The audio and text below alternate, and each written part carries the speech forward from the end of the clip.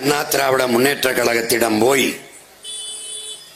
திமுக காரர்கள் சீமானை வளரவிட்டு விட்டால் உங்களுக்கு ஆபத்தாகிவிடும்,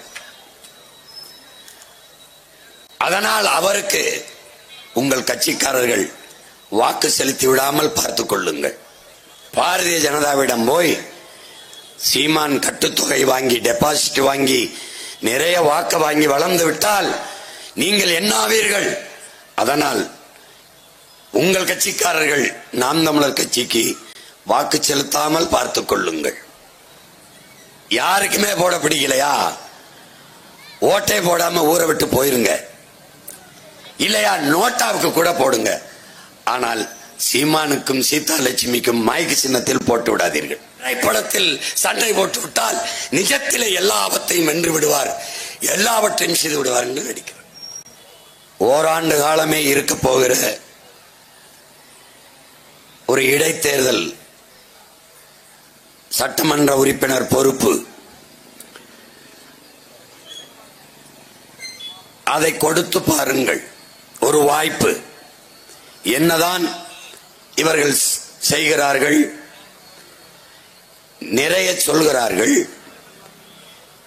கூட்டம் போட்டு நிறைய பேசுகிறார்கள். இந்த கருத்தை அதிகாரமிக்க சபையிலே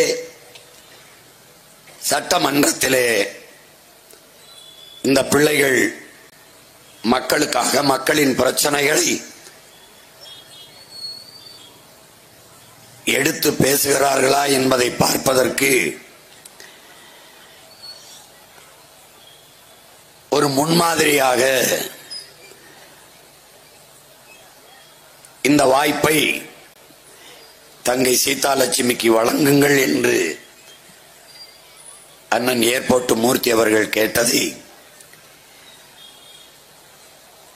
நான் ஏற்ற அதே கருத்தை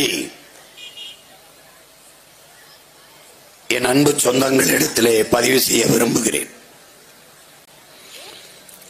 இங்கே ஒவ்வொரு நாளும் ஒவ்வொரு பிரச்சனையை நாங்கள் எதிர்கொள்கிறோம். இந்த ஈரோட்டு தேர்தலிலே ஒரு இடத்தில் நின்று மக்களுக்கு முன்பு வாக்கு சேகரிக்க இந்த கூட்டத்தை போடுவதற்கு ஒவ்வொரு நாளும் போராடி போராடி அனுமதியை பெற வேண்டிய நெருக்கடிக்கு ஆளாக்கி வைத்திருக்கிறார்கள். கடைசி நேரத்தில் 6:30 மணி 7 மணிக்கு அனுமதியை தருகிறார்கள். இப்படிப்பட்ட ஒரு ஜனநாயகத்தை, மக்களாட்சியை நீங்கள் எந்த கொடிய சர்வாதிகார கொடுங்கோன்மை ஆட்சியில் கூட நீங்கள் பார்க்க முடியாது. இதை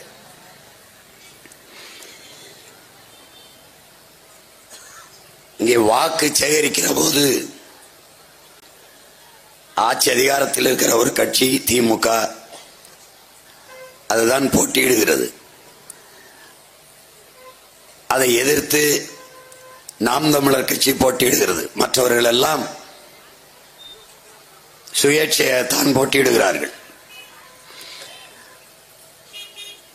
எங்களுக்கு வாக்குத்தாருங்கள் என்றுதான் எல்லா கட்சியும் கேட்கும். எங்களுக்கு போடவில்லை என்றாலும் பரவாயில்லை, சீமான் கட்சிக்கு நாம் தமிழர் கட்சிக்கு மைக்கு சின்னத்திற்கு மட்டும் போட்டு விடாதீர்கள் என்று வாக்கு கேட்பது வரலாற்றிலேயே முதன்முறையாக இப்போதுதான் நடக்கிறது.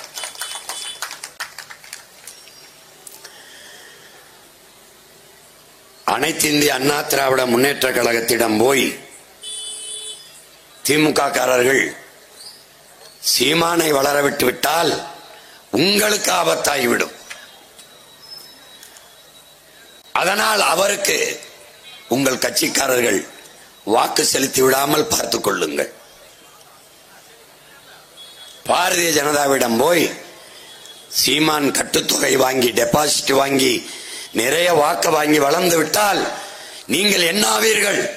அதனால் உங்கள் கட்சிக்காரர்கள் நாம் தமிழர் கட்சிக்கு வாக்கு செலுத்தாமல் பார்த்துக் கொள்ளுங்கள்.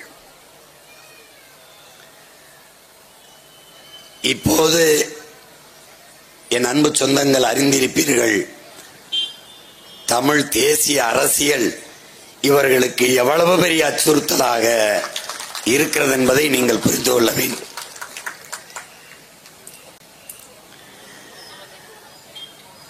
இன்னும் சில பேர்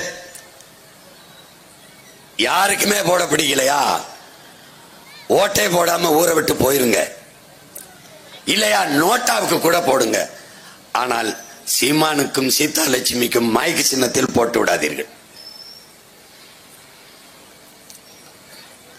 இப்படி கேட்டு வாக்கு செலுத்திக் கொண்டிருக்கிறார்கள் என்ற செய்தியை எனக்கு சொல்லுகிற போது எனக்குள் ஒரு பெருமிதமும் திமிரும், அந்த பயம் வெறும் 25,000 விடுதலை புலி வீரர்களை எதிர்த்து வீழ்த்த உலக நாடுகள் 20 நாடுகளின் துணையோடு போரை செய்த சிங்களர்களை நினைத்து நாங்கள் நினைப்போம், ஒற்றை மகன் உலக நாடுகளின் படையோடு 20 நாடுகளின் துணை கொண்டுதான் இறுதி போரில் விடுதலை புலிகளை வென்றோம் என்று ராஜபக்சேயும் கோத்தபாய ராஜபக்சேயும் பேட்டி கொடுத்தது இன்றும் இருக்கிறது. அவனுடைய பிள்ளைகள் எங்களை, எளிய பிள்ளைகள் எங்களை வீழ்த்துவதற்கு இத்தனை கட்சிகளோடு கூட்டணி வைத்த கட்சி எல்லோரையும் திரட்டிக் கொண்டு அவனுக்கு போட்டு விடாதீர்கள் என்று சொல்லுகிற போது ஒன்றுதான் சொல்ல தோன்றுகிறது, அந்த பயம் உங்களுக்கு இருக்கட்டும்.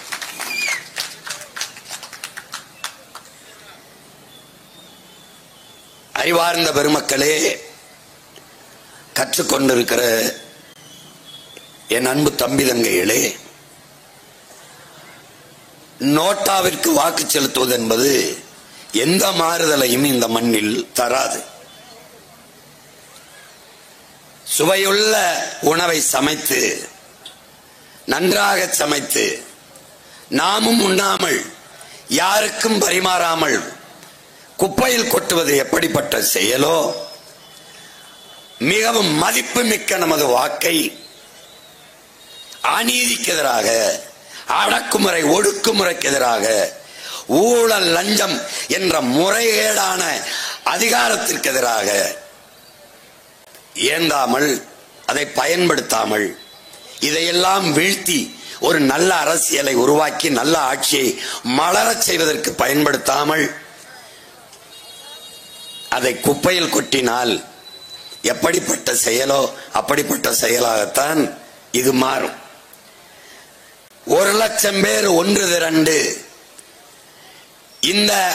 இதில் எந்த கட்சிக்கும் வாக்கு செலுத்த வேண்டாம் என்று முடிவெடுத்து நோட்டாவிற்கு செலுத்தினால் நோட்டா வெற்றி பெற்றது என்று தேர்தல் ஆணையம் அறிவிக்காது. ஒரே ஒரு ஓட்டு ஒரு வேட்பாளர் பெற்றிருந்தால் கூட ஒற்றை ஓட்டில் இவர் வெற்றி பெற்றார் என்றுதான் சொல்லும். இதுதான் இங்கே இருக்கிற அமைப்பு, இங்கே இருக்கிற மக்களாட்சியின் மகத்துவம் இதுதான். அதனால் வலிமை மிக்க மதிப்பு மிக்க உங்க வாக்கை முறையாக பயன்படுத்துங்கள். நம் கட்சி போட்டியிடவில்லையே, நாம் சார்ந்திருக்கிற கட்சி போட்டியிடவில்லையே என்று வாக்கு செலுத்தாது வாக்கை வீணடிக்காதீர்கள். கட்சியையும் விட எந்த லட்சியத்திற்காக நீங்கள் கட்சியில் சேர்ந்தீர்கள் என்று யோசித்து பாருங்கள். உங்களுக்கு ஊழல் பிடிக்கவில்லை, லஞ்சம் பிடிக்கவில்லை, இந்த மத போதை பிடிக்கவில்லை, சாதிய இழிவு தீண்டாமை கொடுமை பிடிக்கவில்லை, பாலியல் வன்கொடுமைகள் பிடிக்கவில்லை, ஏழ்மை வறுமை பசி பட்டினி பிடிக்கவில்லை, குடிக்க நீர் கிடைக்கவில்லை, குடியிருக்க வீடில்லை, நடக்க பாதை இல்லை, எரிக்க மின்சாரம் கிடைக்கவில்லை, இப்படி எண்ணற்ற பிரச்சனைகள் இருக்கிறது. இதையெல்லாம் சரி செய்ய வேண்டும் என்ற நோக்கம் இருந்தால் அதுதான் லட்சியம். அந்த லட்சியத்திற்காக உங்கள் வாக்கை நீங்கள் பயன்படுத்துங்கள். அதுதான் முதன்மையானது, அதுதான் உயர்ந்த நோக்கம். அதை அறிவார்ந்த மக்கள், கற்றறிந்தவர்கள், ஜனநாயகத்தில் இருக்கிற கடைசி வார்ப்பு ஒவ்வொரு குடிமகனுக்கும் இருக்கிற மதிப்புமிக்க உரிமை வாக்கு. இந்திய அரசியல் சாசனத்தை வகுத்து கொடுத்த புரட்சியாளர் அண்ணல் அம்பேத்கர் அவர்கள், எங்க அண்ணன் சொல்லுகிறார், காங்கிரஸ் ஆட்சியிலே 2 ரூபா கொடுத்திருக்கான்ட்டு. அதை பேரறிஞர் அண்ணா அவர்கள் பேசுகிற போது, இந்த காங்கிரசார் ஓட்டுக்கு காசு கொடுப்பானேன், அந்த காசை வாங்கி கொண்டு எங்களுக்கே ஓட்டு போட வேண்டும் என்று 7 கடல் தாண்டி 7 மலை தாண்டி இருக்கிற வெங்கடாசலபதியை அழைத்து கொண்டு வந்து அந்த படத்திலே அடித்து சத்தியம் வாங்குவானேன் இந்த காங்கிரஸ்கார் என்று பேரறிஞர் அண்ணா பேசியது இருக்கு. அந்த காங்கிரஸ்காருக்கும் சேர்த்து ஓட்டுக்கு 5000 கொடுக்கிற வேலையை அண்ணாவின் பெயரை சொல்லி கட்சி நடத்துகிறவர்களை செய்வதுதான் இந்த திராவிடம். அண்ணாவின் பெயரை சொல்லி கட்சி நடத்துவர்கள் தான். அந்த பேரறிஞர் அண்ணா அவர்கள் சொல்லுகிறார்கள், தங்கத்தை யாராவது தவிட்டிற்கு விற்பானா? மதிப்புமிக்க தங்கத்தை தவிட்டுக்கு வாங்கி கொண்டிருப்பவர்கள் இன்று அண்ணாவின் பெயரை சொல்லி கட்சி நடத்துபவர்கள் தான். அண்ணாவால் தொடங்கப்பட்ட கட்சிக்காரர்கள் தான். அண்ணல் அம்பேத்கர் அவர்கள் அன்றைக்கே மதிப்புமிக்க நம் உரிமைகளை, அதாவது வாக்கை, சில ரொட்டி துண்டுகளுக்காக விற்பதென்பது அவமானகரமானது என்று பதிவு செய்கிறார்கள். அன்னைக்கே ஓட்டு காசு கொடுக்க ஆரம்பிச்சிருக்கான். நம்முடைய தாத்தா தெய்வ திருமகன் முத்துராமலிங்க தேவர் அவர்கள், ஓட்டுக்கு காசு கொடுப்பவன் பாவி, அந்த காசை வாங்கி கொண்டு ஓட்டு போடுபவன் தேச துரோகி என்று சொல்கிறார்கள். மாண்புமிக்க ஜனநாயகத்தை கேடுகட்ட பணநாயகத்திற்கு அடமானம் வைப்பது என்பது போராடி விடுதலை பெற்று தந்த, போராடி குடியரசாக நிறுவிய நம்முடைய முன்னோர்களின் உழைப்பை, ஈகத்தை நாம் அவமதிப்பதற்கு சமமாகிவிடும். எனவே அறிவார்ந்த பெருமக்கள், என்னிலும் இளைய என் தம்பி தங்கிகள் மிகவும் ஆழ்ந்து தெளிந்து யோசித்து வாக்கை செலுத்த வேண்டிய வரலாற்று கடமை உங்கள் முன்னால் நிற்கிறது என்பதை நீங்கள் உணர்ந்து கொள்ள வேண்டும். இங்கே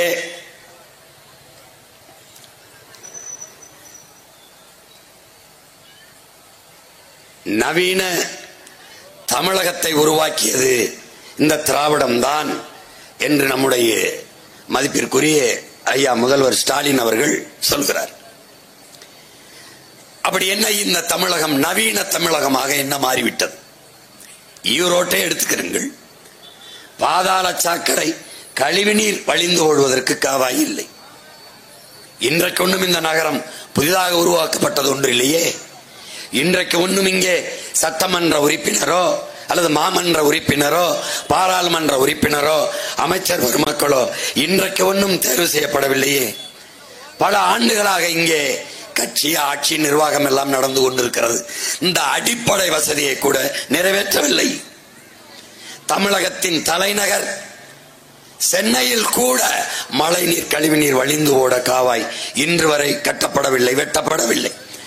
ஆனால் ஒவ்வொரு முறையும் ஆட்சி அமைக்கிற போது மாறி மாறி ஆண்ட இரு கட்சிகளும் மழைநீர், கழிவுநீர் வழிந்து ஓட காவாய் வெட்டுவதற்கு, கட்டுவதற்கென்று பல ஆயிரம் கோடிகளை ஒதுக்குகிறார்கள்.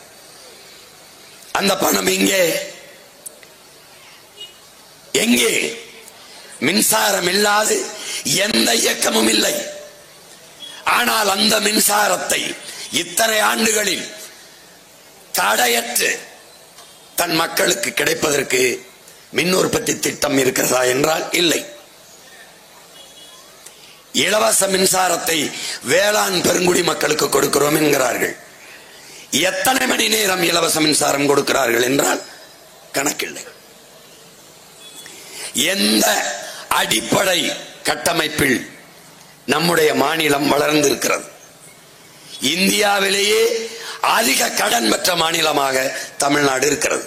இதுவரை 8.5 லட்சம் கோடிகளை கடனாக பெற்றிருக்கிறது. இந்த ஆட்சி முடிந்து கீழே இறங்கும் போது 10 லட்சம் கோடியை தொடுவதற்கு வாய்ப்பு இருக்கிறது. இந்த 8.5 லட்சம் கோடியில் நிறைவேற்றப்பட்ட ஒரே ஒரு நலத்திட்டம் ஒன்று 300 பெண்கள் படிக்கிற, நம் தங்கைகள் படிக்கிற அரசு பள்ளிக்கூடத்தில் ஒரே ஒரு கழிவறை. இது நவீன தமிழகத்தில் வருகிறது. ஒரே ஒரு கழிவறை. அரசு பள்ளிக்கூடங்கள் எல்லாம், என் அருமை தம்பி தங்கைகளே, பேரன்புமிக்க என் பெற்றோர்களே, போய் பாருங்கள். உங்கள் ஊரில் இருக்கிற அரசு பள்ளிக்கூடத்தை போய் பாருங்கள்.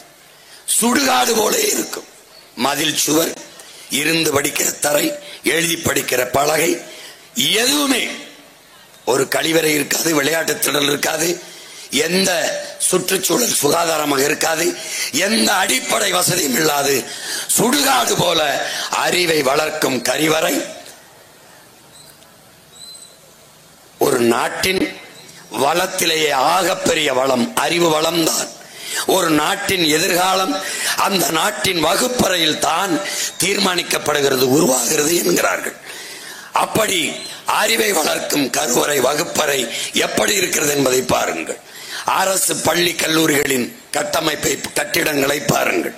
ஆனால் இவர்களை அடக்கம் பண்ணியிருக்கிற, புதைத்திருக்கிற சமாதிகளை போய் பாருங்கள். என்னோடு வாருங்கள். என் அண்ணன் ஏர்போர்ட் மூர்த்தி அவர்கள் கூட அதைத்தான் சொல்லுகிறார்கள். இவர்களை எல்லாரையும் எங்களுடைய தாய்மண் தமிழ்மண் உள்வாங்கிக் கொண்டிருக்கிறது.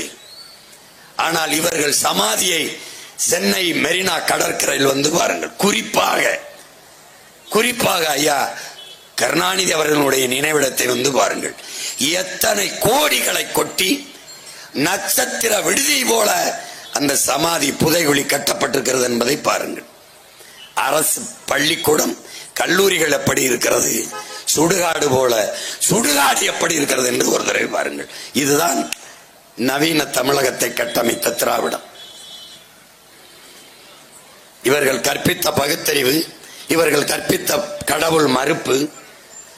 கோயிலுக்கு செல்லாதே, முட்டாள், கடவுளை வணங்காதே, அது காட்டுமிராண்டித்தனம் என்று கோயிலை விட்டு அழைத்து வந்து, வா வா, அது அறிவற்றவன் செய்கிற செயல், அது அறிவில்லாதவன் செய்கிறது, கடவுளை வணங்குகிறவன் காட்டுமிராண்டி என்று கூட்டிக் கொண்டு வந்து கடைசியாக அவர்களை புதைத்த புதகுழியில் வழிபட விட்டார்கள். இதுதான் திராவிடத்தின் சாதனை. வலைகளில் தட்டி பாருங்கள். இன்றும் ஒவ்வொரு நாளும் ஐயா கலைஞர் கருணாநிதி அவர்களுடைய நினைவிடத்திலே முரசொலி செய்தித்தாள் வைக்கப்படுகிறது, காஃபி தேநீர் வைக்கப்படுகிறது, வடை வைக்கப்படுகிறது. சாப்பிடுவார் என்று பூ தினம் பூ போட்டு வழிபாடு நடக்கிறது. ஒவ்வொரு நினைவாரத்திலும் பொதுப்பணித்துறை அமைச்சராக இருக்கிற ஐயா ஏவா வேல் அவர்கள் கட்டையடித்து பஜனை பாடியது இன்றும் இருக்கிறது. இது எதில் வருகிறது? திராவிட பகுத்தறிவில் வருகிறது, வழிபாட்டு மரபில் வருகிறது, கடவில் மறுப்பில் வருகிறது. கோயிலில் இருந்து கூட்டி வந்து புதகுழியை கும்பிட விட்ட பெருமக்கள் இவர்கள். இதெல்லாம் நவீன தமிழக கட்டமைப்பிலே வந்து சேருகிறது. கதவில்லாத கழிவறை எவ்வளவு எவ்வளவு கால கொடுமை. நீங்க போய் பாருங்க, இங்க என்ன இருக்கிறது என்று பாருங்க. எங்கேயாவது சாலை, அடிப்படை சாலை, மக்கள் பயணிக்கிற சாலை கட்டமைப்பு சரியா இருக்கிறது என்று நீங்கள் உங்களால் ஒத்துக்கொள்ள முடியுமா? எது நவீனம்?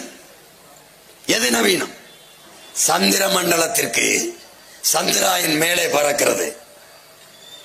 அதே நேரத்தில் மனித கழிவை மூழ்கி எடுப்பதற்கு மூக்கை பிடித்துக் கொண்டு நம்முடைய சக மனிதன் சாக்கடை குழிக்குள் இறங்கிக் கொண்டிருக்கிறான். அமெரிக்காவிலே, என் அன்பு சொந்தங்களே, அமெரிக்காவில் வாக்கை சீட்டில் செலுத்துகிறான். வாக்கு சீட்டிலே மனித கழிவை எந்திரம் உள்ளே இறங்கி எடுத்து சுத்தம் பண்ணுகிறது. இங்கே வாக்கை எந்திரத்திலே செலுத்துகிறான். மனித கழிவை மனிதனே மூழ்கி எடுத்து சுத்தம் பண்ணுகிறான். இதெல்லாம் வளர்ச்சி. கோயில்களிலே மணி அடிக்கிறவன் கைவலிக்கும் என்று நவீன அறிவியல் ஒரு பொத்தானை அழுத்தினால் மணி அதுவே அடிக்கிறது. டங் டங்னு ஒரு சுத்தியல் போய் மணி அடிக்கிறது. அறிவியல் வளர்ச்சி, தொழில்நுட்பம், நவீனம். எத்தனை ஆண்டுகளாக மனித கழிவை மனிதனை மூழ்கி எடுத்து சுத்தம் செய்து கொண்டிருக்கிறான். விஷவாயு தாக்கி இறந்து கொண்டிருக்கிறான். இதற்கு ஏன் மாற்று கண்டுபிடிக்கப்படவில்லை? ஏனால் மணி அடிப்பவன் ஏன் ஆள் இல்லை, மலத்தை அள்ளி சுத்தம் பண்ணுகிறவன் ஏன் ஆள்? அதனால் நீ அதை பத்தி கவலைப்படவில்லை. எதில் இருக்கிறது நவீனம்? எங்கே இருக்கிறது?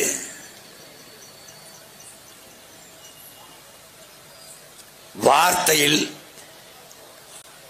நவீன தமிழகத்தை படைத்தது இந்த திராவிடம். எங்க அண்ணன் சொல்ற 200 ரூபாய் 2 ரூபா கொடுத்துருக்காங்க காங்கிரஸ். அப்போ இப்போ 2000 3000 4000 5000 என்று கொடுத்து வாக்கை பறிப்பதுதான் நவீன தமிழகத்தை படைத்த திராவிடத்தின் சாதனை.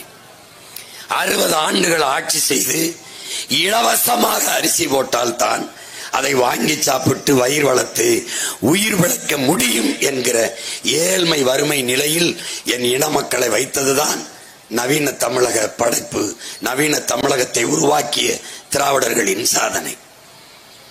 சொல்லிக்கொண்டே போகலாம். மாற்று மாற்று என்று பேசிக் கொண்டிருக்கிறோம். மாற்றம் என்பது சொல்லல்ல, செயல். நாமே மாற்று, நாம் தமிழரை மாற்று என்ற முழக்கத்தை உங்கள் பிள்ளைகள் தொடர்ச்சியாக முன்வைக்கிறோம். என்ன மாற்று? எப்படிப்பட்ட மாற்று? எதிலிருந்து மாற்று? எந்த கட்சி ஆட்சிகளில் இருந்து மாற்று? கல்வி, ஏழைக்கு ஒரு கல்வி, பணக்காரனுக்கு ஒரு கல்வி என்று இருக்கிறது. தனியார் பள்ளிக்கூடங்களுக்கு சென்றால் தரமான கல்வி, தனியார் மருத்துவமனைக்கு சென்றால் தரமான மருத்துவம். இந்த நிலையை மாற்றி ஏழைக்கொன்று பணக்காரனுக்கொன்று இருக்கிற கல்வி நிலையை மாற்றி எல்லோருக்கும் சரியாக சமமாக தரமான கல்வியை கிடைக்கச் செய்வது, இலவசமாக கிடைக்கச் செய்வது மாற்று. முதல் குடிமகன், நாட்டின் முதலமைச்சருக்கு என்ன மருத்துவம் கிடைக்கிறதோ அதே மருத்துவ தரத்தை கடைகோடி மகனுக்கும் ஈரோட்டிலே இருக்கிற, ஈரோட்டு கிழக்கில் இருக்கிற ஒரு சிறிய கிராமத்தில் இருக்கிற ஒரு ஏழை உழவர் குடிமகனுக்கும் கிடைக்க செய்வதுதான் சரியான ஜனநாயகம். அதுதான் மாற்று. 1 ரூபாயிலிருந்து 1 கோடி கல்வி வரை, ஆரம்ப கல்வியில் இருந்த ஆராய்ச்சி கல்வி வரை நாட்டின் குடிகளுக்கு இலவசமாக கிடைக்க செய்வதுதான் மாற்று. அப்படிப்பட்ட மாற்றை உருவாக்கத்தான் உங்கள் பிள்ளைகள் இந்த மாற்று அரசியல் புரட்சி என்ற முழக்கத்தோடு இதை முன்னெடுக்கிறோம். அப்படி இல்லை. கல்வி என்பது மிக உயர்ந்த சந்தை பொருளாக மாற்றப்பட்டிருக்கிறது.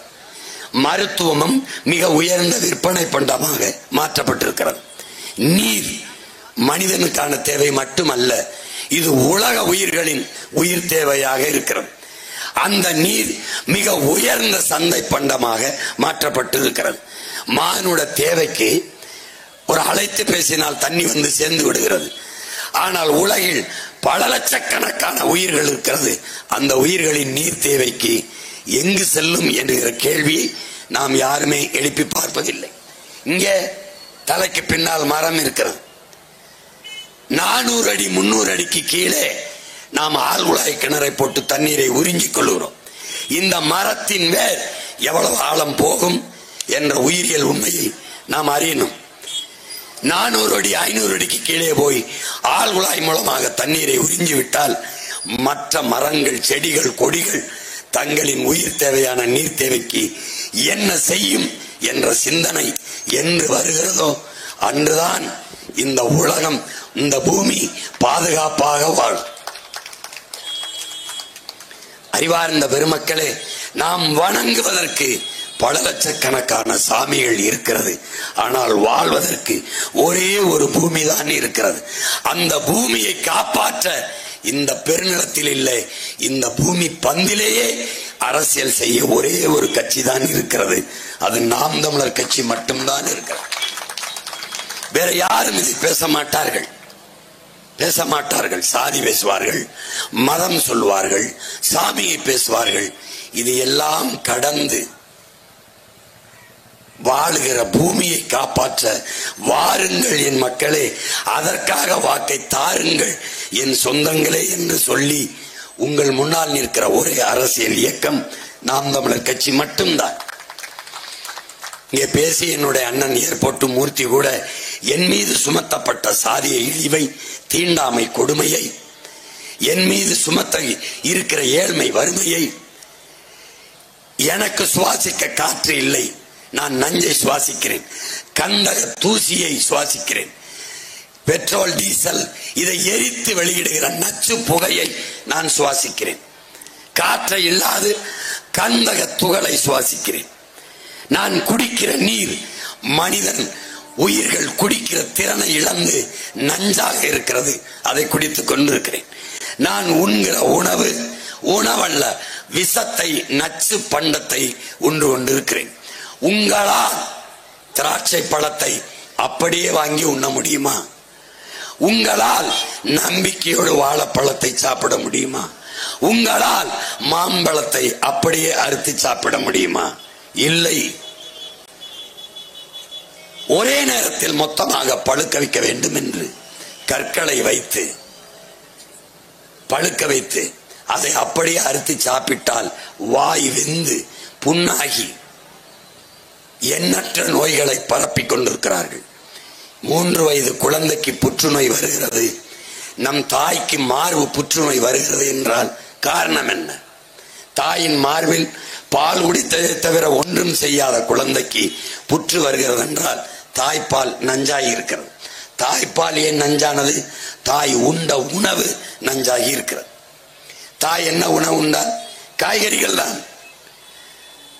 அப்ப நாம் உணவை விளைய வைக்காமல் விஷத்தை விளைவித்துக் கொண்டிருக்கிறோம். இதைத்தான் எங்கள் பெரிய தகப்பன் நஞ்சில்லா உணவு, அதுவே நம் கனவு என்றார். வேளாண்மை என்பதே என் உடன் பிறந்தார்களே, வேளாண்மை என்பது இயற்கை தான். பிறகு இயற்கை வேளாண்மை என்ற சொல் ஏன் வந்தது? செயற்கையாக என்ன நடந்தது?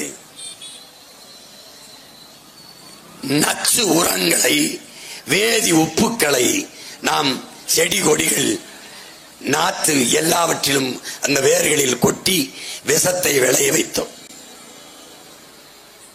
அது எவ்வளவு பெரிய பேராபத்து என்பதை உணராமல் இன்றும் நாம் வாழ்ந்து கொண்டிருக்கிறோம். தேனீக்கள் என்ற இனம் பூச்சி செத்து போனால் 4 ஆண்டுகள் கூட மனிதர்கள் வாழ முடியாது என்று ஆல்பர்ட் ஐன்ஸ்டீன் சொல்றார். தேனீக்களுக்கும் மனித உயிர்களுக்கும் என்ன சம்பந்தம்? தேனீக்கள் ஏன் செத்து போகுது? வண்ணத்து பூச்சி, பூச்சி, வண்டு, தேனீக்கள் இவை இல்லை என்றால் எல்லா செடிகளும், எல்லா நாற்றுக்களும், எல்லா மரங்களும் பூக்கும், காய்க்காது.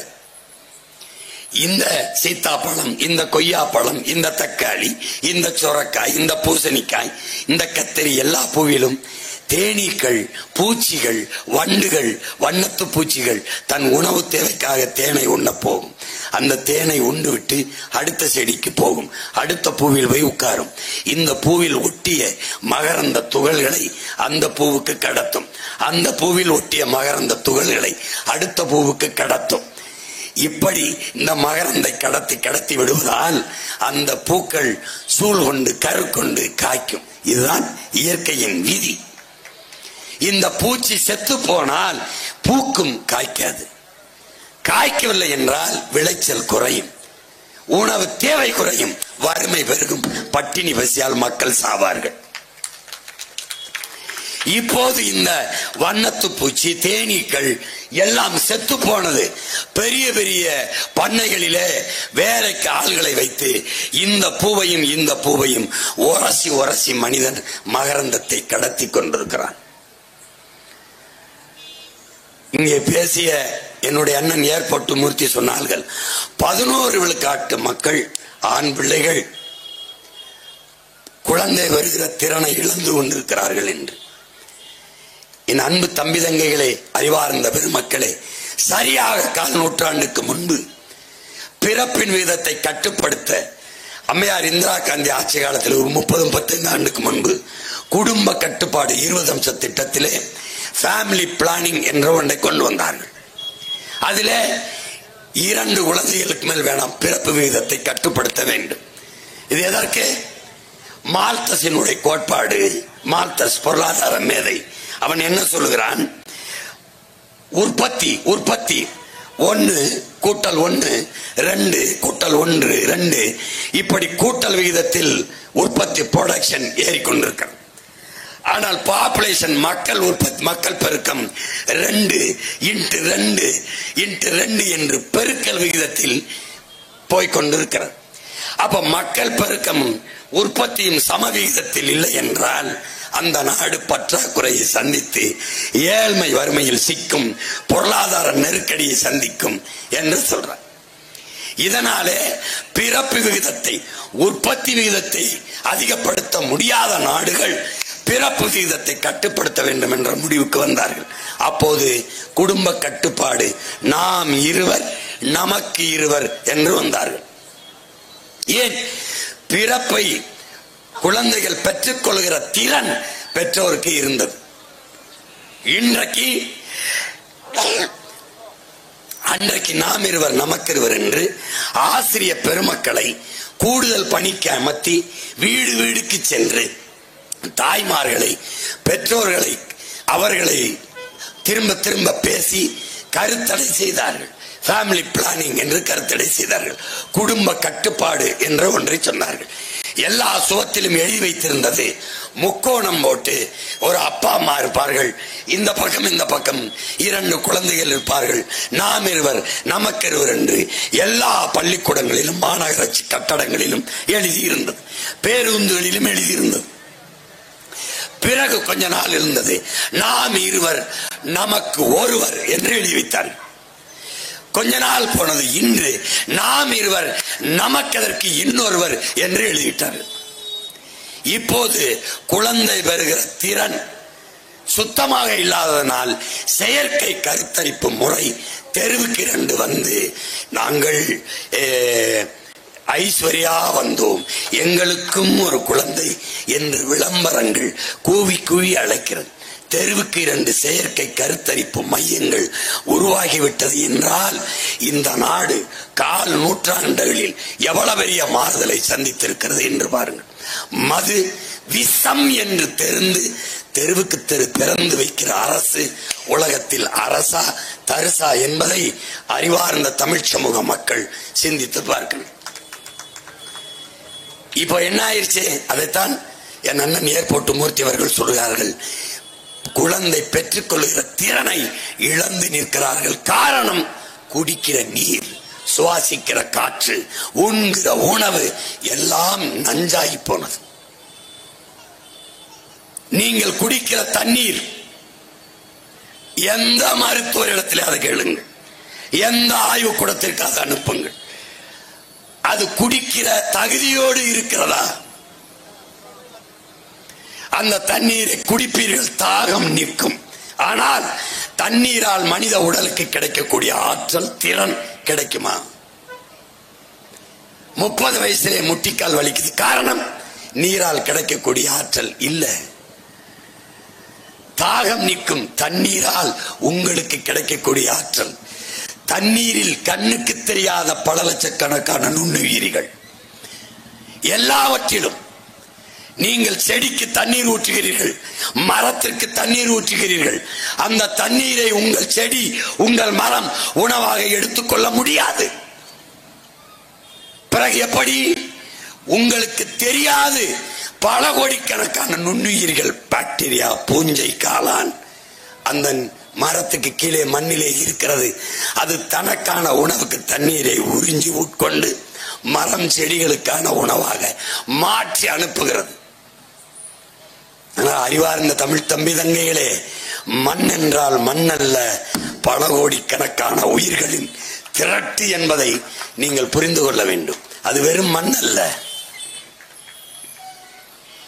ஒற்றை வைக்கோல் புரட்சி என்று நாம் படிக்கிற மாசானுவ புக்காக்கோ அவர்கள் அப்பா இப்படிதான் ரசாயன உரங்களை கொட்டி கொட்டி மண்ணு மலடாகி போனது, வெந்து போனது.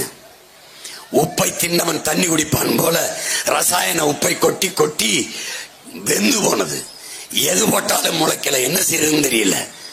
6 மாசம் 7 மாசம் வேளாண்மை செய்து விட்டு உழுது மண்ணை வளப்படுத்தி மண்ணை ஆய்வுக்கு அனுப்பும் போது பல லட்சக்கணக்கான நுண்ணுயிர்கள் வந்தது. அப்போதுதான் மண் மறுபடியும் உயிர் பெற்றது விட்டது என்று நம்பி வேளாண்மையை தொடங்கினார். என் அன்பு சொந்தங்களே, ஒற்றை வைக்கோல் புரட்சி போல ஒற்றை வாக்கு புரட்சியை ஈரோடு கிழக்கில் வாழ்கிற என் மக்கள் நீங்கள் செய்ய வேண்டும். வேற வழியே கிடையாது. இப்போது நமக்கு இருக்கிற வாய்ப்பு என்ன? அறிவியல் எவ்வளவு பெரிய அறிவியல் வளர்ந்திருக்கிறது. விண்வெளிக்கு போறோம், சந்திர மண்டலத்துக்கு சந்திராயன் விடுகிறோம். தோசை மாவை உங்கள் அறிவியல் புளிக்க வைக்குமா? பாலை தயிராக்குமா? முடியாது. மனித அறிவு நுண்ணுயிர்களோட மோதி செத்து போனது என்றார் எங்கப்பா. கண்ணுக்கு தெரியாத நுண்ணுயிரிகள் தான் தோசை மாவை புளிக்க வைக்கும். கண்ணுக்கு தெரியாத அந்த பாக்டீரியா பூஞ்சை காளான்கள் தான் பாலை தயிராக்கும். நீ பெரிய கொம்பாதி கொம்பன் தானே, கண்டமிட்டு கண்ட ஏவுகணை வெடிகணை அணுகுண்ட போட்டு எல்லாரையும் ஒரே நொடியில கொன்றுவிய. கண்ணுக்கு தெரியாத ஒரு நுண்ணுயிரி கொரோனா எல்லா பயிலும் தேவாலயத்தை மூடுனா, பள்ளிவாசலை மூடுனா, கோயில மூடுனா, எவன் எங்க போய் படுத்தான்னு தெரியல. ஒருத்தனை பார்க்கல, தொடல. ஒரு கண்ணுக்கு தெரியாத நுண்ணுயிரி என்ன பாடுபட்டது உலகம் பாரு. எங்கே போனது உன் அறிவு? ஒண்ணும் பண்ண முடியல. ஆனாலும் நீ நம்பினாய். எத்தனை காலமாக புற்றுநோய் இருக்கிறது, அதற்கு இன்னும் மருந்து இல்லை. சளி இருமலுக்கு மருந்து இருக்கா? எங்க ஐயா டாக்டர் இருக்கா, எங்க அப்பா இருக்க. அப்பா சளி இருமலுக்கு மருந்து இருக்கா? எனக்கு இருமல் சளி என்னை சுத்தி வெறும் மருத்துவர்கள் தான். என் தம்பி கிட்ட கேட்டேன், இதை சாப்பிடுங்க குடிங்க, ஒரு வாரத்துல சரியாயிரும். என்னடா சொல்ற? இதை சாப்பிடலன்னா ஒரு வாரத்துல சரியாயிரும். என்னடா சொல்ற? சாப்பிட்டாலும் ஒரு வாரத்துல சரியாகும், சாப்பிடலினாலும் ஒரு வாரம் சரியாகும். சளி இருமல் வந்தா ஒரு வாரம் இருந்துட்டு தான் போகும் அப்படின்னு.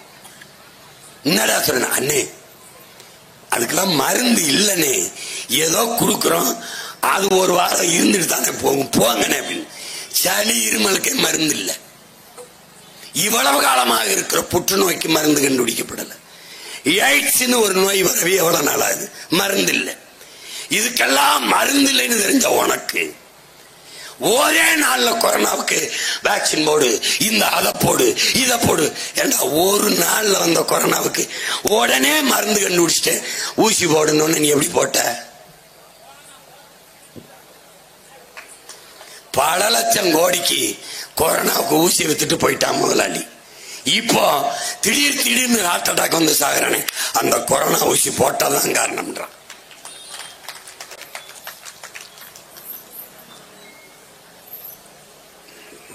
எல்லாம் வியாபாரம், எல்லாம் வியாபாரம். விவசாய புரட்சி, பசுமை புரட்சி என்று வந்தார்கள். எங்க அப்பா நம்மாழ்வார் சொல்றாரு, மகனே விவசாய புரட்சி வந்தார்கள், அதை விஞ்ஞானம் என்று நினைத்தோம், கடைசியாத்தான் தெரிஞ்சது அது வியாபாரம் என்று. உலகம் சந்தையாகி போனது. உலகம் சந்தை பொருளாதாரத்தை ஏற்றுக்கொண்டதால் எல்லாமே வியாபாரமாகி போனது. இதில் மனிதனும் ஒரு விற்பனை பண்டம் தான். முன்பெல்லாம் மூளை சாவு, மூளை காய்ச்சல் என்ற ஒன்றை நீ கேள்விப்பட்டிருப்பியா? இல்லை. எல்லா இடங்களிலும் சிறுநீரகத்திற்கும் கண்களுக்கும் இதயத்திற்கும் முன்பதிவு செய்யப்பட்டிருக்கிறது.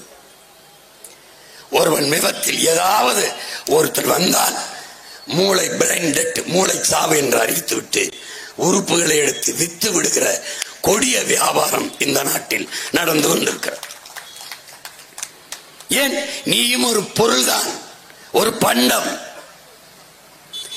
இயற்கை முறையில் பிரசவம் எங்கேயாவது நீ கேள்விப்படுகிறியா? இல்லை. அறுவை சிகிச்சை முறைதான். உனக்கு ஒரு நோய் இருக்கிறது, என் பிள்ளை என் குழந்தை நல்ல நேரத்தில் நல்ல ராசி நட்சத்திரத்தில் பிறக்க வேண்டும் என்று போய் நிற்கிறாய். சோசியக்காரன் குறித்து தருகிறான். வயிற்று வலி வந்து பிரசவ நேரம் வந்தாலும் நீ மருத்துவரிடத்தில் சொல்லி கொஞ்சம் தாமதித்து சரியான நேரத்தில் அறுத்து எடுக்கிறாய். இது ஒரு நோய். வயிற்றில் கத்தியை வச்சு கீறி எடுத்தால்தான் 10,000 முடிகிற கட்டணம் ₹1,00,000 போகும். அவனுக்கு வியாபாரம். மருத்துவம் ஒரு வியாபாரம், கல்வி ஒரு வியாபாரம். அறிவு, நல்ல அறிவு வேணுமா, நிறைய காசை கட்டி நல்ல பள்ளிக்கூடத்துக்கு போகணும், தனியார் முதலாளி. இந்த நிலையை நீ மாற்றணும். கல்வி மானுட உரிமை, கொடுக்க வேண்டியது அரசின் கடமை. மருத்துவம் ஒரு மகத்தான சேவை, அது என் மக்களுக்கு தேவை. இந்த கல்வி மருத்துவத்தை, சரியான சமமான தரமான கல்வியும் மருத்துவத்தையும் இந்த மகன் எல்லோருக்கும் சமமாக கொடுத்து விட்டேன் என்றால் 90 வயது உன் தாய், அவள் உன் தாய் அல்ல, வீட்டின் தாய் அல்ல, என் நாட்டின் தாய், தமிழ் தேசிய தாய். அவளை நான் பாதுகாப்பேன். பெற்றுக் கொடுங்கள் பிள்ளைகளை, கற்றுக் கொடுக்கிறோம் நாங்கள். உங்கள் பிள்ளைகள் உங்கள் வீட்டின் செல்வங்கள் அல்ல, நாட்டின் செல்வங்கள் என்று சட்டம் இயற்றி ஒரு வகுப்பில் இருந்து ஆராய்ச்சி வகுப்பு வரை என் பிள்ளைகளுக்கு தரமான கல்வியை நாங்கள் கொடுத்து விடும். அங்க சாதி, பணக்காரன், ஏழை எதுவும் கிடையாது. அப்படி வருகிற போது உனக்கு பணத்தின் தேவை குறைஞ்சிடும். ₹1 1 கோடி மருத்துவம் வரை நாட்டின் குடிகளுக்கு தரமான மருத்துவம். எழுதி வையுங்கள் என் அன்பு மக்களே. எழுதி தருகிறேன். என் தலைவன் மீது, என் தாய் தமிழின் மீது, எனக்கு உயிர்ப்பால் தந்த தாயின் மீதும் அறிவிப்பால் தந்த என் தமிழின் மீதும் எல்லாவற்றுக்கு மேலாக நான் நேசித்து நிற்கிற என் தலைவன் பிரபாகரன் மீதும் ஆணையிட்டு உங்கள் மகன் சொல்லுகிறேன். தனியார் பள்ளி கல்லூரிகளில், அதை தாண்டி அரசு பள்ளி கல்லூரிகளில் ஆகத்தரமான கல்வியை நான் தருவேன். காவிரி, அப்போலோ, எம்ஜி ராமச்சந்திரா போன்ற தனியார் மருத்துவமனைகளில் கிடைக்கிற தரத்தை விட அரசு மருத்துவமனைகளிலே ஆகச் சிறந்த மருத்துவத்தை உங்கள் பிள்ளைகள் இந்த நாட்டு மக்களுக்கு தரும். எங்க அண்ணன் சொன்ன மாதிரி எங்களுக்கு எந்த பாகுபாடும் கிடையாது. என் தாய் தமிழுக்கு பாசங்காட்டத்தான் தெரியும், பகைக்க தெரியாது. அன்பு செலுத்தத்தான் தெரியும், வம்பு செய்ய தெரியாது. பகைக்க மாட்டாள், பகை வந்தால் விடமாட்டாள். அதுதான் என் தமிழ் தாயின் சிறப்பு. பூச்சி, வண்டு, ஈ, எறும்புக்கு அரசியல் பேசிக் கொண்டிருக்கிற மகன் என்னை போலவே எலும்பு, நரம்பு, ரத்தம், சதை கொண்ட சக மக்களை வெறுப்போம் என்று பேசுவது எவ்வளவு கேவலமானது. என் இனத்திற்கென்று ஒரு மாண்பு இருக்கு. உலகத்தில் எல்லோரும் மானுடம் பேசினான், நாங்கள் உயிர்மை நேயம் பேசினோம். நாங்கள் மனிதநேயவாதிகள் அல்ல, உயிர்மை நேயர்கள். அவனவன் நிலத்தை நேசித்தான், நாங்கள் உலகம் தழுவி நேசித்தோம். சீனன் எழுந்தான், என் மொழி தெரியாதவன் ஊமை என்றான். ஆங்கிலேயன் எழுந்தான், என் மொழி தெரியாதவன் நாகரிகமற்றவன் என்றான். அரேபியன் எழுந்தான், என் மொழி தெரியாதவன் பிசாசு என்றான். அன்னை தமிழ்நிலத்தில் என் மண்ணில் பிறந்த, மணவாளம்பட்டியில் பிறந்த கனியன் பூங்குன்றன் எழுந்தான், யாதும் ஊரே யாவரும் கேளீர் என்றான். என் மூதாதை வந்தான், பகுத்துண்டு பல் உறவுகள் என்று பாடாமல் பல் உயிர்கள் என்று பாடினான்.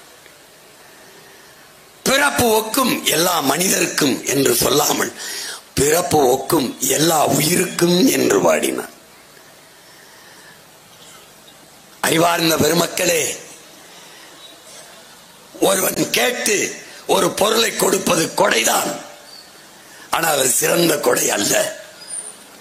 ஒருவன் கேட்காமலே கொடுப்பது, முகம் வாடி இருக்கிறதே, பசியோடு இருப்பான் போலவே 200 ரூபாய் கொடுத்து சாப்பிட்டு விட்டு வா என்று சொல்வது கொடைதான்.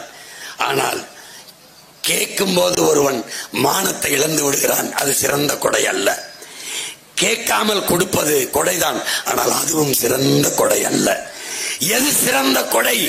கேட்கும் திறனற்ற உயிர்களுக்கு கொடுக்கிற கொடைதான் ஆக சிறந்த கொடை என்று தமிழிலே புறப்பொருள் வெண்பாமாலை பாடுகிறது.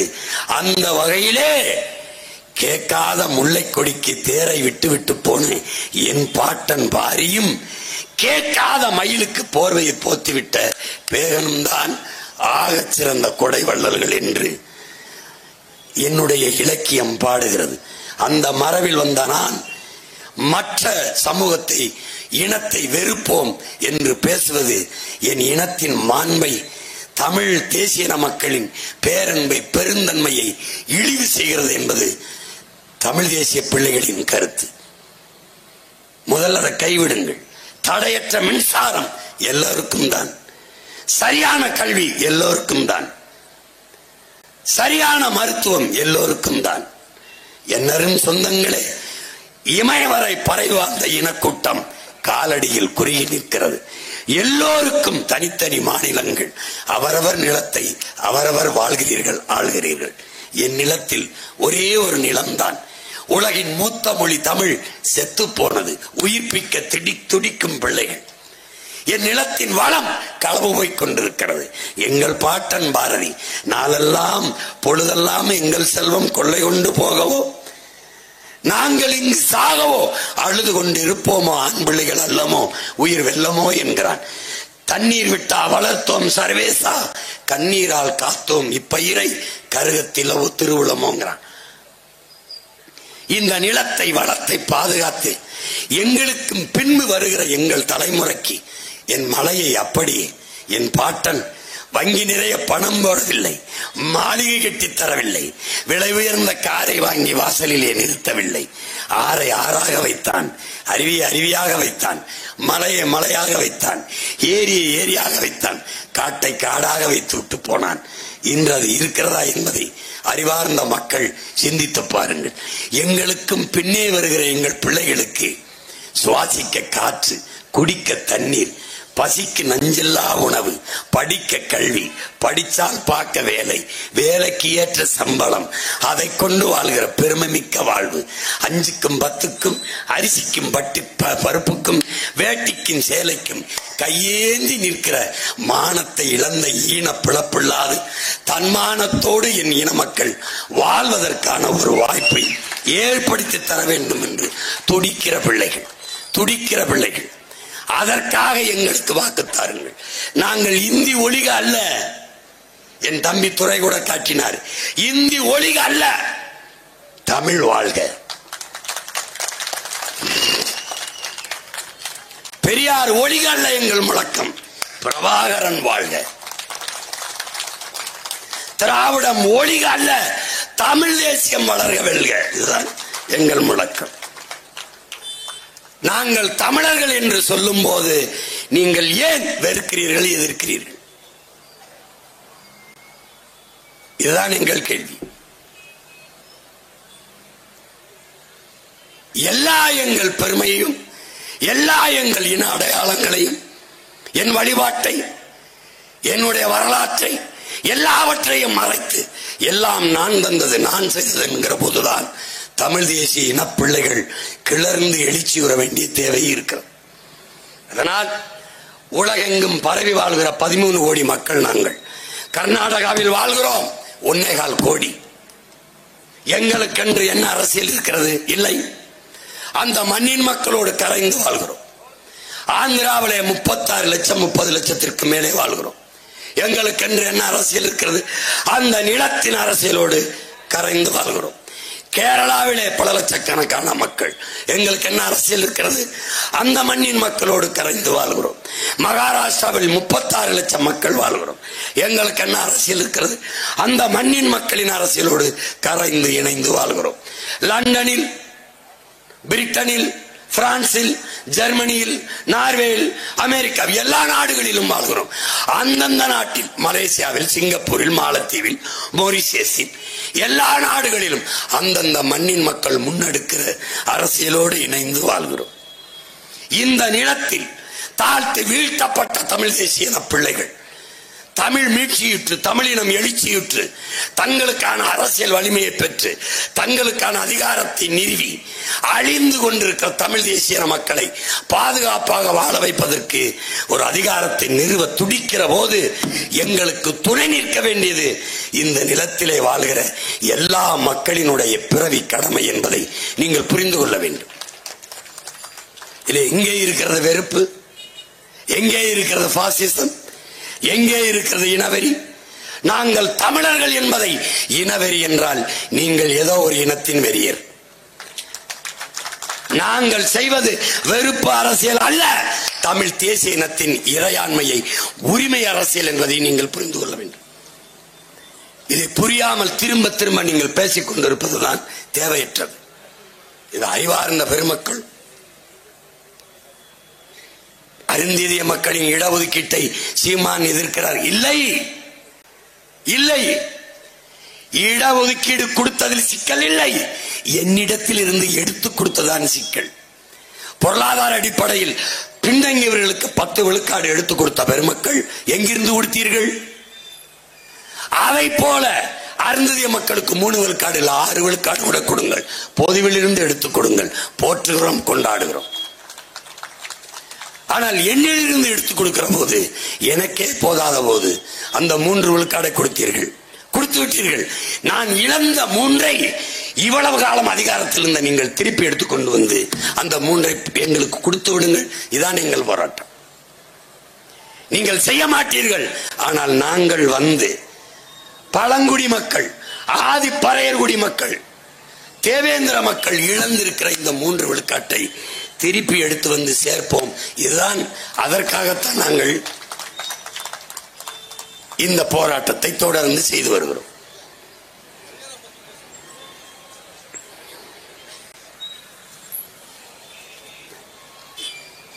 அதனாலே அறிவார்ந்த பெருமக்கள், என் அன்பு சொந்தங்கள், தேர்தலில் வாக்கு செலுத்துவது என்பது ஒரு சடங்கல்ல, ஒரு முறை அல்ல. ஜனநாயகத்தில் நமக்கு தரப்பட்டிருக்கிற மதிப்புமிக்க உரிமை என்பதை உணர்ந்து நீங்கள் வாக்கு செலுத்த வேண்டும். இந்த கட்சிக்குத்தான் நான் செலுத்துவேன் என்பது அது ஒரு நோய். இந்த சாதிக்குத்தான் செலுத்துவேன், இந்த மதத்துக்குத்தான் செலுத்துவேன் என்பது அது ஒரு போதை. பன்னெடுங்காலமாக என் இன மக்கள் மயக்கத்திலே இருக்கிறார்கள். பெரிய மயக்கம் சாதி மயக்கம், அடுத்து அதை பெரிய மயக்கம் மத மயக்கம். போதை உட்கொண்டவன், சாராயம் குடித்தவன், போதை பொருளை பயன்படுத்தியவன் படுத்து எழுந்தால் அந்த போதை தெளிந்து விடுகிறது. ஆனால் சாதி மத போதை ஏறினால் செத்து புதைத்தாலும் போவதில்லை. ஏன்? புதைக்கிற சுடுகாட்டில் எழுதி வைக்கிறான் சுப்பிரமணிய நாடார், ஆறுமுக கவுண்டர், சிவசாமி செட்டியார் என்று புதவொளியிலும் எழுதிக்கிறார். அப்ப எது பேராபத்தானது? இந்த மயக்கத்தை எவ்வளவு காலத்துக்கு தூக்கி சுமப்பது? ஒரு தேசியன ஓர்மையை பிளந்து பிரிக்கிற பெரும் தீமையாக இதான் இருக்கிறது. இதைத்தான் தன்னின பகை என்று நமது முன்னவர்கள் சொல்கிறார். இந்த சாதி மத மயக்கத்திலிருந்து வெளியில வருகிற போது வாய் வழியே செலுத்துகிற சாராய போதை வருகிறது. அந்த மயக்கத்திலிருந்து தெளிந்தால் கண்ணு வழியே காது வழியே போதை ஏற்றுகிற திரை கவர்ச்சி வருகிறது. அந்த மயக்கத்திலே இருக்கிறான். திரைப்படத்தில் சண்டை போட்டு விட்டால் நிஜத்திலே எல்லாவற்றையும் வென்று விடுவார், எல்லாவற்றையும் செய்து விடுவார் என்று நடிக்கிறார். இது ஒரு மயக்கம், இது ஒரு போதை. இந்த எல்லா போதைகளிலிருந்தும் தெளிவுபடுத்தி வெளியிலே கொண்டு வந்து நிறுத்தினால், அடர்த்தியாக மழை கொட்டினால் எப்படி முன்னாடி இருக்கிறது கண்ணுக்கு தெரியாதோ அப்படி பண மழையால் கொட்டி என் மக்களின் கண்களை மறைத்து விடுகிறார்கள். இப்ப பேசும்போது கேட்கும்போது சரிதான் சீமான் சொல்றது, அவனுக்கு தான் ஒரு ஓட்டை போட்டு பார்ப்போமே என்று வீட்டுக்கு போனால் வீட்டு வாசல்ல நின்று 5 ஓட்டா, ஓட்டுக்கு 3000 என்று எண்ணி நீட்டும் போது எல்லாம் போயிருது. இதுதான் இருக்க பிரச்சனை. இந்த இடத்தில்தான் எங்களை என்ன விலை கொடுத்தும் வாங்க முடியாது என்று தன்மானமிக்க என் மக்கள் இந்த இடத்திலே நிரூபித்து காட்டக்கூடிய ஒரு வரலாற்று வாய்ப்பு. காலம் கையெழுத்திருக்கிற ஒரு கடமை. நீங்கள் எதை நினைத்து பார்க்க வேண்டும்? இந்த மண்ணின் விடுதலைக்கு செக்கெடுத்த நம் பாட்டனை நினைத்து பார்க்க வேண்டும். இந்த மண்ணின் விடுதலைக்கு போராடி செத்த வீர மறவர்கள் முன்னோர்களை நினைவில் கொள்ள வேண்டும். தூக்கிலே தொங்கிய நம் பாட்டன் தீரன் சின்னமலை, உன் துப்பாக்கியின் தோட்டா என்னடா என் ஆட்டு புழுக்கைக்கு சமம் என்று போராடி மாண்ட வீர பாட்டன் அழகுமுத்து கொன் நினைவுக்கு வர வேண்டும். பூலி தேவனாம் நெற்கட்டும் சேவலாம் என்ன செய்து விடுவான் என்று படை கிளப்பி வந்த ஆங்கிலேயனை புறமுதுகு காட்டு ஓட வாளையும் வேலையும் வைத்து விரட்டியடித்த பாட்டன் பூலித்தேவன் நினைவுக்கு வர வேண்டும். பண்டார வன்னியனும் பெரும்பிடுகு முத்தரையரும் சுந்தரலிங்கனாரும் வெள்ளையத்தேவனும் வீர பெரும்பாட்டு வேலுநாச்சியாரும் மாமன்னர் மருதிருவழும் நம் மணக்கன் முன்பே வந்து வந்து போக வேண்டும். சிறைப்பட்டவன், செக்கிழுத்தவன், தூக்கிலே தொங்கியவன், இவருடைய வீரமும் தியாகமும் நமக்கு நினைவிலே வந்தால் அற்ப 1000 500க்கு நம் உரிமையை விற்கிற எண்ணம் வருமா என்று பார்க்க வேண்டும். என் இன சொந்தங்கள் உழுது பிளக்கிற காட்டை விற்பான், அடமானம் வைப்பான். கட்டி வாழ்கிற வீட்டை விற்பான், கட்டிய மனைவியின் தாலியை கூட அடமானம் வைப்பான் வறுமைக்கு. ஆனால் தன்மானத்தையும் இனமானத்தையும் ஒருபோதும் அடமானம் வைக்க மாட்டான் என்பதை இந்த திராவிட கட்சிகளுக்கு ஒருமுறை காட்டுங்கள், ஒருமுறை காட்டுங்கள். அதனால் அறிவார்ந்த எனது மக்கள், என் அன்பு சொந்தங்கள், மாற்றம், ஒரு மாற்றம் வேண்டும் என்று நீங்கள் விரும்புவீர்களேயானால், ஊழல் லஞ்சத்தை விரும்பவில்லை, இந்த கொடிய வறுமையை தொலைக்க முடியவில்லை, படிக்க பிள்ளைகளுக்கு நல்ல கல்வி இல்லை, படித்து விட்டால் பார்க்க வேலை இல்லை, இப்படி எண்ணற்ற துயரங்கள் துன்பங்கள் உங்களை துரத்தி அடித்தால் அந்த துன்ப துயரத்தை துரத்தி அடிக்க உங்களிடத்திலே ஒரு வலிமை இருக்கிறது, வாய்ப்பு இருக்கிறது. அதுதான் ஒற்றை வாக்கு. நீங்கள் செலுத்துகிற வாக்கு எங்களுக்கான வெற்றிக்கல்ல, உங்களின் வெற்றிக்கு, மண்ணின் மக்களின் வெற்றிக்கு. இவர்கள் எல்லோரும் சொல்கிறார்கள், சீமானை வளர விட்டு விடாதீர்கள். நான் மண்ணில் வளர்கிற மரம் அல்ல, என் மக்களின் மனத்தில் வளர்கிற மகத்தான தத்துவத்தை கொண்டு நிற்கிற மகன். என் வளர்ச்சியை நீங்கள் வீழ்த்த முடியாது. என் அண்ணன் ஏர்போர்ட் மூர்த்தி சொன்னது போல, நான் இல்லாது போனாலும் என் அரசியலை நீங்கள் வீழ்த்த முடியாது. என்னை தவிர்க்கலாம், நான் முன்வைத்த அரசியலை நீங்கள் தவிர்க்க முடியாது, முடியாது. ஏனால் தலை சிறந்த தத்துவத்தை ஏற்றி நிற்கிற தமிழ் பிள்ளைகள் நாங்கள். எனவே அறிவார்ந்த எனது தமிழ் சொந்தங்கள், ஈரோட்டு கிழக்கிலே வாழ்கிற என் உயிருக்கினிய உறவுகள், உங்கள் மதிப்புமிக்க வாக்கை என்னுடைய தங்கை சீதா லட்சுமிக்கு மைக்கு சின்னத்திலே, ஒளிவாங்கி சின்னத்திலே செலுத்தி வெற்றி பெற செய்யுங்கள். எங்களின் வெற்றி உங்களின் வெற்றி என்பதை நினைவில் கொள்ளுங்கள். இந்த மண்ணின் வெற்றி மாற்றத்திற்கான வெற்றி, ஒரு மாற்று அரசியலுக்கான வெற்றி என்பதை நினைவில் வைத்துக் கொண்டு வருகிற பிப்ரவரி இந்த 5ஆம் தேதி நீங்கள் வாக்கை செலுத்துகிற போது வரிசை எண் 2இல் இருக்கிற மைக்கு சின்னத்திலே அழுத்தி என்னுடைய தங்கையை வெற்றி பெற செய்யுங்கள். புரட்சி எப்போதும் வெல்லும். உங்கள் பிள்ளைகள் எங்களின் வெற்றி அதை சொல்லும். இலக்கு ஒன்றுதான், இனத்தின் விடுதலை. இனம் ஒன்றாவும் இலக்கை வென்றாவோம். தமிழ் தாய் வாழ்க, தலைவர் பிரபாகரன் வாழ்க.